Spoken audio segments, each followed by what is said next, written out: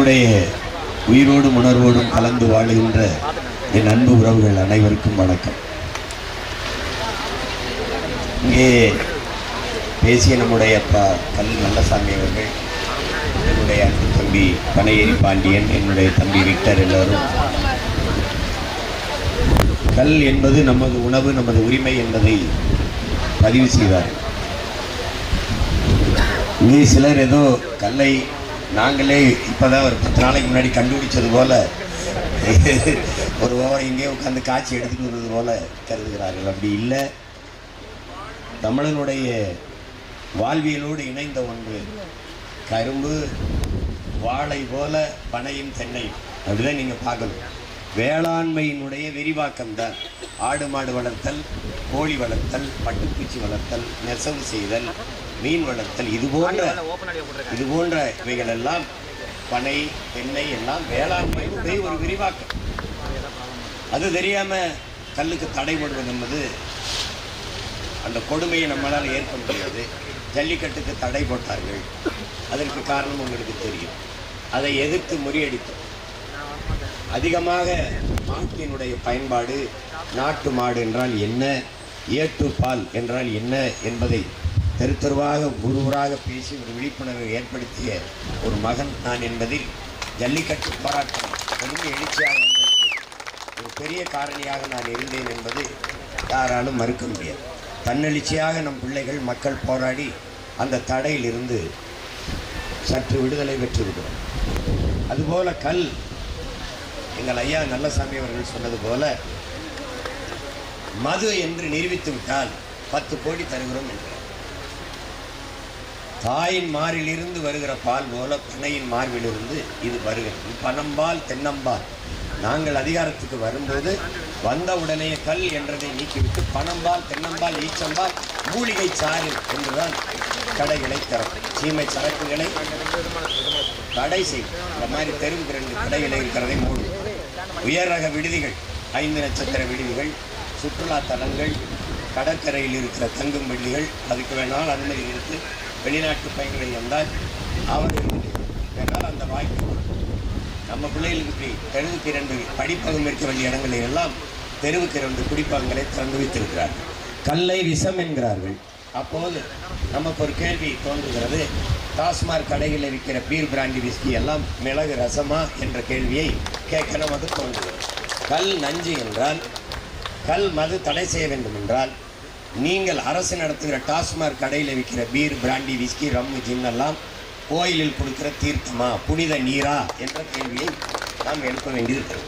இந்தியாவில் எல்லா மாநிலங்களும் கல் இறக்க தடை இல்லாத போது என் நிலத்தில் மட்டும் ஏன் தடை?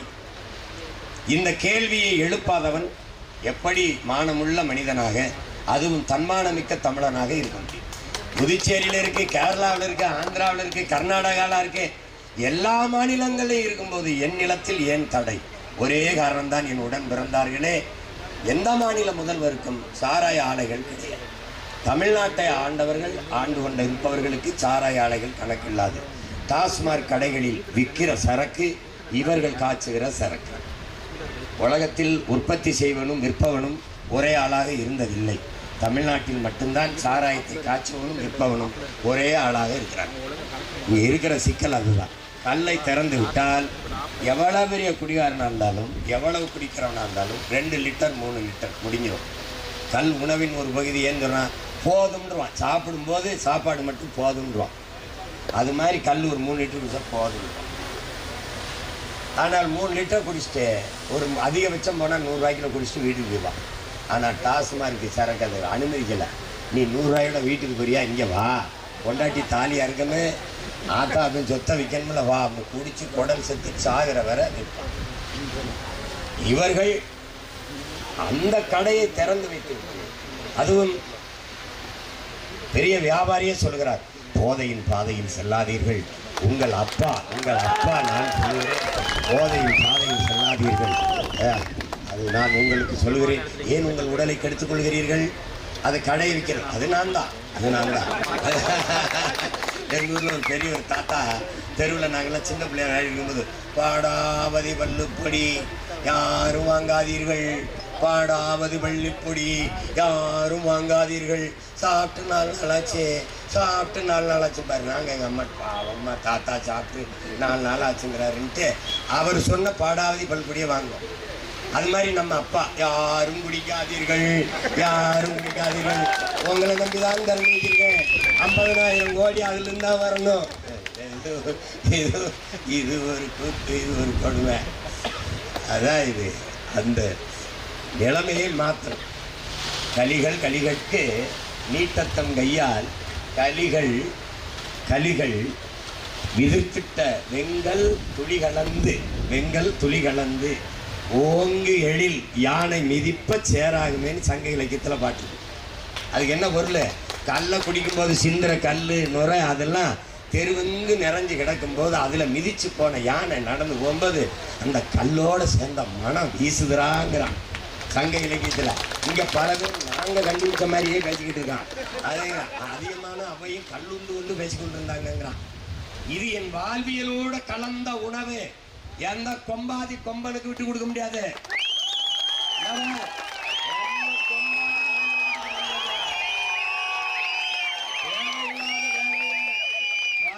கல்ல இருக்கிறவளை கைது செய்தவர் 6 மாசம்தான். ஒரு நாள் இந்த அதிகாரம் எனக்கு சிக்கும் வச்சு தேவையில்லாத வந்து அவனை வந்து தொடக்கூடாது. இந்த சேட்டையெல்லாம் செய்யக்கூடாது. பூரா இது விவசாயம். பனை தென்னை என்பது விவசாயம். 50-60 ஆண்டு கால பனையை 50 ரூபாய்க்கு விற்கிற அவலம். 50 கோடி பனை இருந்த இடத்துல 5 கோடி பனை தான் இந்த நிலத்தில் இருக்கு. எல்லாத்தையும் அழிஞ்சு போச்சு. 10 கோடி பல கோடி பனை திட்டம், 10 ஆண்டு பசுமை திட்டம் என்ற திட்டத்தை வைத்திருக்கிற ஒரே அரசியல் பேரியக்கம் நாம் தமிழர் கட்சி தான். நாங்கள் இன்னைக்கு பல்லாயிரக்கணக்கான பனை விதைகளை தூவி வருகிற எனக்கு இல்ல, எனக்கும் பின்னாடி வருகிற என் தலைமுறைக்கு. நாங்கள் அதிகாரத்துக்கு வந்தபோது பனையை தென்னையை பயன்படுத்தி தொழிற்சாலைகள் அமைப்போம். 840 பயனை தருகிற உலக உயிர் பனை ஒன்றுதான். பனை என்னுடைய தேசிய மரம். அதை நான் இழக்க முடியாது. பனை அதை நினை என்பதான் எங்களுடைய மந்திரம். பனை அதை நினை, தாயை போல் கட்டி அணை என்பதுதான் எங்களுடைய மந்திரம். இதை வந்து காலிலுங்க மது இதெல்லாம் சொல்லி விடாது. இங்கே சில மேதைகள் என் தம்பிலாம் ஜரம் பாருங்க, பனையிலிருந்து பனஞ்சாறு வரும், அதில் ஏதாவது கலந்தாத்தாங்கல்லாகும். Albert Einstein, Thomas Alva Edison கண்டுபிடிச்சிருக்காங்க. இவங்க எல்லாம்டா டே நான் வென்று வந்து இதே பனையில கட்டி வச்சு வளர்க்குறேன்டா டே. ஒருத்த வாத்தியாரு, ஒருத்த பேராசிரியர், ஒருத்த முதல்ல பாணி இனிக்குதா சக்கரப்படி நாட்டை இவங்க கொடுத்தா வெள்ளம். எதற்காக இந்த வேலையை நான் செஞ்சேன்? நான் இதுல ஏறத்தான் தயாரா இருந்தேன். என் தம்பியை வேணாம் இந்த படிக்கிட்டு எல்லாருமே அதுலதான் ஏற வான்ட்டான். நான் வரும்போது இதுவும் தேவைப்படாது, விசை ஏணி வச்சிருக்கேன், தட்டா கரன்னு கொண்டு போய் விட்டுரும். இப்ப எல்லாம் இந்த இது மாதிரி பொக்லின் மாதிரி அப்படியே நகர்த்தி கொண்டு வச்சு ஏறி கீவிட்டு இறங்க வேண்டியதான். ஏன்னா இது ஒரு குறிப்பிட்ட சமூகம் செய்யற வேலை இல்லை. உழைக்கும் மக்கள், ஏழை எளிய மக்கள் செய்யற எல்லா வேலை. ஆதியில வேட்டையாடினேன், காடுகள்ல வேட்டையாடி விலங்குகளை தின்னேன். அப்போது நான் வேடுவன், வேட்டக்காரன், வேடன். குன்றில் வாழ்ந்ததால் உச்சரிப்பு குன்றி குன்றி குன்றி குறவனானே. நம்ம எல்லாரும் குறப்பைய மக்களாங்கிறது மறந்துறாங்க. ஆடி தாய் குடி குறவன். அடுத்து கீழே வந்தேன், வேட்டையாடி உண்ட விலங்கை ஏன் நான் வளர்த்து உண்ணக்கூடாதுன்னு முடிவெடுத்தேன். காடும் காடு சார்ந்த இடமும் அங்க முல்லைப்பூ இருந்தது சின்னதா. அதனால நிலத்துக்கு பேர் என் பின்னாடி என் முன்னவன் முல்லைன்னு வச்சான். மலையில வாழும்போது குறிஞ்சி மலர் வளர்ந்ததுனால குறிஞ்சின்னு அந்த நிலத்துக்கு பேர் வச்சான் இலக்கியத்துல. அன்னைக்கு அங்க வாழ்ந்தவனுக்கு தெரியாது. அந்த நிலத்தில் வாழ்ந்த தலைவன் தான் என்னுடைய தலைவன், என்னுடைய இறைவன் முருகன். குறிஞ்சி நிலத்திலே குன்றில் வாழ்ந்தவன். ஏன் குன்றதால் அவன் குன்றவன். குன்றிருக்கும் இடமெல்லாம் குடிகொண்டவன். அவன் மலைகளில் ஏறி ஏறி ஏறி ஏறி முகிக்கும் தசையிடை அரும்புவதே அழகுங்கிறான். இப்ப நாங்கெல்லாம் ஜிம்முக்கு போய் என் பாட்டை அங்கேயும் ஏறி முறுக்கேறி நின்னான். அதனால முருகன் முருகன் முருகன் முருகன் முருகன் முருகன் ஆயிடுச்சு. முருகன் என்றாலே அழகு. அதனால கொஞ்சம் கீழே இறங்கி வந்து ஆடு மாடுகளை மேய்க்க ஆரம்பிச்சேன். அங்கேயே 1-2 கண்டுபிடிச்சு உலகத்துக்கு சொன்னவன் நான் தான். சந்தேகம் இருக்கா? என்னுடைய மூதாதை வள்ளுவ பெருமகனார் என் நண்ப ஏன எழுத்தன்ப இவ்விரண்டும் கண்ணன்ப வாழும் உயிர்க்கென்று எழுதுகிறானே ஒழிய எழுத்தன்ப என் நண்ப இல்லை. முதல்ல எழுத்து வர்றதுக்கு முன்னாடி என்ன கண்டுபிடிச்சவன் இந்த கூத்தன் தான். அந்த நிலத்தில் வாழ்ந்தவன், ஆடு மாடுகளை மேய்த்தவன் ஆயன் கோன். அந்த நிலத்தில் தான் தலைவன் தலைவி உருவானார். அந்த தலைவன் கையிலே ஒரு கோலை கொடுத்தான். அவன் கோன், அவன் அரசன். அது தெரியாம நாங்க இன்னும் யாதவன் போட்டுக்கிட்டு இருக்கோம். கோனார் நான், அரசன் நான், கோன். 2வது தாய்க்குடி. கீழே இறங்கின நிலமும் இந்த வயல் சார்ந்த இடமும் அங்கே வந்த மருத மரம் அதிகமாக இருந்தது. அதனால அந்த நிலத்துக்கு பேர் மருதத்திணைன்னு வச்சான். அங்கே தான் வேளாண்மை செய்து வாழ தொடங்கணும். இதெல்லாம் உனக்கு விளங்க. நாங்கள் ஒன்றும் புதுசாக இல்லை. அன்றிலிருந்து இது என்னோட இணைந்து இருக்குது. இந்த பனை, இந்த ஆடு மாடு வளர்த்தல், வேளாண்மை செய்தல் எல்லாம் ஏதோ புதுமை. இந்த திருநை இருக்கிற வர கல் மதுவாக தான் இருக்கும். டாஸ்மார்க்கு சரக்கு விற்பனைக்கு இருக்கத்தான் செய்யும். இதை ஒழிக்கணும். வேற வழி இல்லை. ஜல்லிக்கட்டு போராட்டத்தை தடை செஞ்ச மாதிரி, அதை தடை செஞ்சது அதை நீர் உடச்சி நொறுக்கின மாதிரி இதை நொறுக்கணுன்ட்டு என் ஊரில் கல்ல இருக்கணும் சொந்தக்காரன் புறம் பிடிச்சி போயிட்டான். போலீஸ் ஸ்டேஷனே இருக்காது. வேலை செய்யும். இப்போ ஒவ்வொன்றா செய்கிறேன். இந்த வாரம் ஒன்றா செய்கிறேன். இன்னைக்கு கல் இறக்கியிருக்கேன். நேற்று இந்த தைப்பூசத்துக்கு நீ வந்து எங்கள் திருமுருக பெருமானுக்கு தமிழில் குடமுழுக்கு செய்யின்னு இருக்கேன். செய்ய மாட்டான். சேகர் பாபுக்கு என் தாய்மொழியில் சொல்லணும்னு என்ன வேர்த்து கிடக்கு? அவனுக்கு என்ன நேர்த்தி கடை? அவர் தாய்மொழி அது இல்லை. அப்போ நான் என்ன பண்ணுவேன்? நீ அங்கே குடமுழுக்கு நடத்து, நான் அங்கே பக்கத்தில் நடத்துகிறேன். அதே என் முருகனை வச்சு, அதே 76 குடத்தை வச்சு, என்னுடைய ஓதுவார்களை வச்சு, என் தாய் தமிழில் என் பாட்டனுக்கு, என் முருக பெருமானுக்கு நான் மந்திரம் சொல்லி ஓதுறேன். அந்த முருகன் தன்மானம் மிக்க தமிழ் மகனா என் தாத்தை என் பாட்டை பேரனோட நிக்கிறா, ஊரானோட நிக்கிறானான்னு பார்த்துருவோம். எவனோட என் பாட்டு பார்த்துருவோம். அது மாதிரி அடுத்தது, ஆடு மாடுகள் மேய தடை போடுறான். கால்நடைகளுக்கு மேய்ச்சல் இடம் கிடையாது. மலையை வெட்டி என் தாயின் மாறை அறுத்தி விற்கிற அந்த அயோக்கிய குவாரிங்கிற பேர்ல என்னோட ஆடு மாடுகள் அந்த மலை அடிவாரத்தில் மேய தடை போடுறான். வனச்சட்டம்னு, பாதுகாப்பு சட்டம்னு போட்டு என்னுடைய சொந்தங்கள் ஆடு மாடை மேய்க்க போகும்போது அவமானப்படுத்தி திருப்பி விரட்டுறான், வழக்க போடுறான். அப்போ என்ன பண்ணுறது? நான் ஆடு மாடுகளின் மாநாடு போடுறேன். இந்த ஜூலை 10ஆம் தேதி ஆடு மாடுகளின் மனச்சான்று உரையை உங்கள் மகன் பேசுறேன். அதில் அவன் சரியா வரல, நானே 2000 3000 ஆடு மாடுகளை திரட்டிட்டு வாங்கருவானோட, இப்போ வாங்கருவானோட மேய்க்க போனேன். எவன் கொடுக்க வருவான்னு பார்ப்போம். ஏய், எத்தனை விதமான சிலம்பு இருக்கோ அத்தனை விதமான சிலம்பையும் கத்த வேணாம். குறுக்க வேணா வந்தா எனக்கு குறுக்கு ஒடிஞ்சு போயிடும். அங்க ஆடு மாடுகளை மேய்க்கிறேன். அதுக்கப்புறம் என்ன பண்றேன்? ஒவ்வொன்றா செய்கிறேன். ஒன்றும் இந்த இருக்கு. எனக்கு வந்து வேற வேலை இல்லை. யாரோ சொன்னார் அது வழக்குன்னு. எனக்கு தேர்தல்லாம் 6வது 7வது கடமை தான். முதல்ல இதுதான்.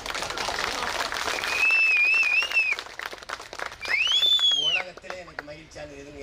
சிறையில் இருக்கிறோம். ஏன்னா எவனும் எனக்கு அழைக்க மாட்டான், செய்தி போட மாட்டான். அன்னை என்னை சொல்லிட்டான், அன்னை என்னை இருக்கிற மடங்கு புத்தகமும் நான் இருப்பேன். பக்கத்தில் ஒரு ஏடு இருக்கு, ஒரு பேனா இருக்கு. நான் பாட்டுக்கு எழுதுவேன். மண்டை நிறைய சேர்த்துக்கிட்டு இங்கே வந்து பூரா பேரும் கொண்டு எடுத்துருவேன்.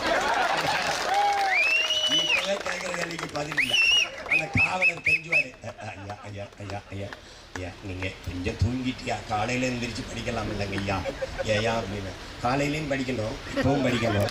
உங்களுக்கு தூக்கம் வருதுன்னா அப்படி ஓரமாக அங்கே போய் இருந்து தூங்குங்க. ஒரே ஒரு காவலரை எனக்கு போகலாம். அவரே மேலே அந்த அவருக்கு ஒரு ஆள் இல்லைல்ல. ஐயா ஐயா நீங்கள் சாப்பிட்டு படிக்கலாம் இல்லைங்க. என்னை பெற்ற தாய் விட இப்படிலாம் தரங்க. ரொம்ப அன்பா ஐயா ஐயா சாப்பிட்டு படிங்க ஐயா, நல்லா இருப்பீங்க ஐயா, அப்படியெல்லாம் பாசம் காட்டுவாங்க. அதனால எதுக்கும் பயப்படுற ஆள் நம்ம இல்லை. அடுத்து ஒவ்வொரு போராட்டமாக செய்கிறேன். ஒன்று எது இடியும் இருந்தாலும் நகரதா இல்லை. ஒவ்வொரு போராட்டம் பற்றி எல்லாத்தையும் அறிவிச்சா நமக்கு முன்னாடி வேகமாக அவனே கண்டுபிடிச்ச மாதிரி செஞ்சுக்கிட்டு இருப்பான். இப்போ நான் என் தம்பியில் முடிவு தீ குளிக்கிற போராட்டம். சீமானுக்கு பேர் வந்துருக்குன்னு பல பேர் தீ குளிச்சு சாதம். அதனால கல் இறக்குறது இந்த இருக்கிற நெருக்கடி அச்சுறுத்தலை போக்கத்தான். இந்த கல் இறக்குற என் தம்பி பாண்டியன் விக்டர் மாதிரி பிள்ளைகளுக்கு நான் சொல்றது, உங்க உடன் பிறந்த ஒரு அண்ணன், அவன் கூட பல லட்சக்கணக்கான தங்கைகள் தம்பிகள் பெரும்பட இருக்கிறவங்கிறத நீ கவனத்தில் வச்சுக்கணும். ஒன்றுக்கும் பயப்படாத. அதிகபட்சம் போனால் இன்னும் 10 மாதம் ஆடுவான். 2026 படைப்போம் புதிய அரசியல் வரலாறு என்று வரேன். அதே விவசாயி விவசாயி எனக்கு என்ன மட்டும் இல்லை, சின்னமாக தான். நீ என்ன தேட வேண்டியதில்லை, சின்னத்திலே நான் தான் இருக்கேன். அவனுக்கு தெரியல சீமா மூஞ்சின்னு கொடுத்துட்டான். சீமானு தான் வந்து தெரியாதுல்ல தேர்தல் ஆணையத்தில். அவனுக்கு இப்போ ஐயா அவர் தானே அது சீமான் சின்னம் இல்லை, சீமானே தான் சின்னம். அதனால எப்படியாவது ஓட்டை போட்டு வெள்ளல். புரியுதா? முருகனே எங்களோட கூட்டணியில் இருந்தா. முருகன் சிவன் சிவன் அப்புறம் எங்கள் மாயம் திருமால் பெருமாள்லாம் ஏன் பின்னாடி தான். ஏன்னு கேட்ட பேரை நான் தான் இருக்கேன். அவனுங்க யாவனும் வரமாட்டான், யாவனும் வரமாட்டான். உனக்கு என்னை விட்டா நாதி கிடையாது, எனக்கு உன்னை விட்டா நாதி கிடையாது.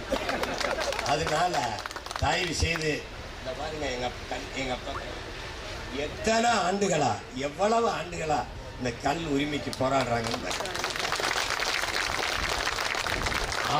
அவர் கண்ணுக்கு முன்னாடி பிள்ளைங்க நாங்கள் வந்து காலில் திறக்கிறேன், அவர் கையால திறக்கிறேன்.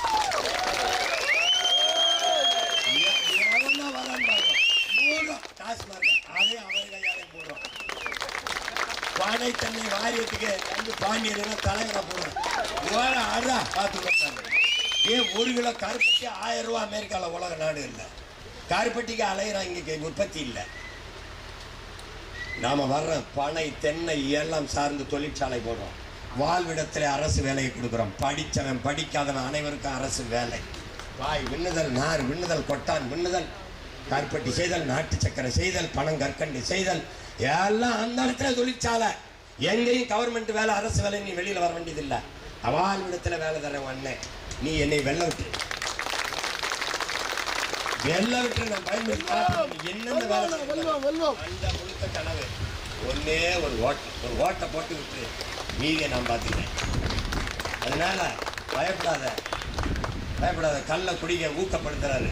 ஒரே கேள்விதான்டா, கல்லை குடிச்சு செத்தனை ஒருத்தனை சொல்றான், சொத்தம்பிட்டையும் வித்தவனை காட்டுறான். நாங்கள்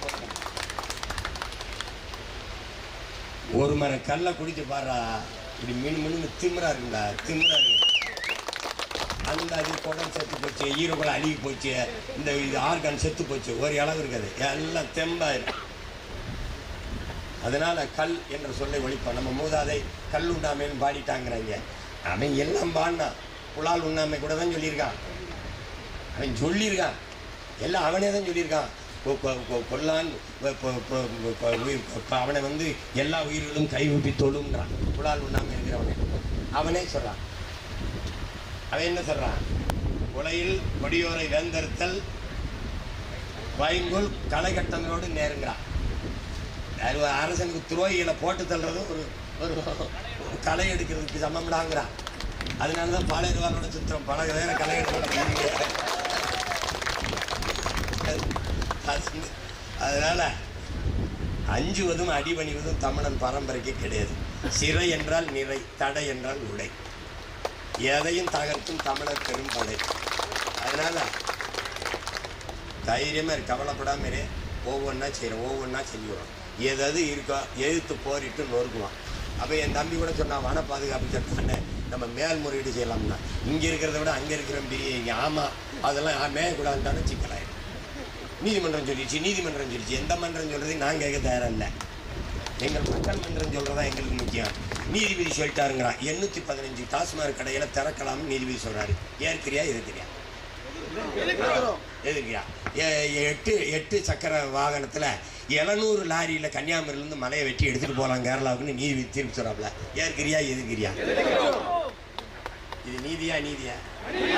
அப்போ அநீதிக்கு எதிராக புரட்சி செய்கிறவன் நாங்கள். அநீதியை அச்சங்கொள்ளாமல் துணிந்து எதிர்த்து போராடுகிறவன் எவனோ அவனே உண்மையான செயல். நபிகள் நாயகம் ஸல்லல்லாஹு அலைஹி வஸல்லம் அவர்கள் நமக்கு சொல்லியிருக்கார்கள். அநீதியை கண்டு அச்சம் கொள்ளாமல் துணிந்து எதிர்த்து போராடின ஒரு போராளி நம்மிடத்தில் இருந்தான். புரட்சியாளர் பழனி பாபா. அவனுடைய பிள்ளைகள் நாம் துணிந்து அநீதியை எதிர்த்து போராடுவோம். அநீதியை கண்டு எதிர்க்க துணிவில்லாதவன் தொடர்ந்து சகித்துக் கொள்கிறான். தொடர்ந்து சகித்துக் கொள்கிறவன் அடிமையாகிறான். நாம் அடிமையாக தயாராக இல்லை. அடிமை வாழ்வினும் உரிமை சாவு மேலானது நம் முன்னவர்கள் வைத்த முழக்கம். கிளர்ந்து எழுவோம். நம் உரிமை கல், நம் உரிமை கல், நம் உணவு விரும்பி உண்போம். எதை பற்றியும் கவலைப்படாத. அண்ணன் சொல்றா கல்ல குடுறா. ஏதாவது எந்த வாடா புரட்சி வெள்ள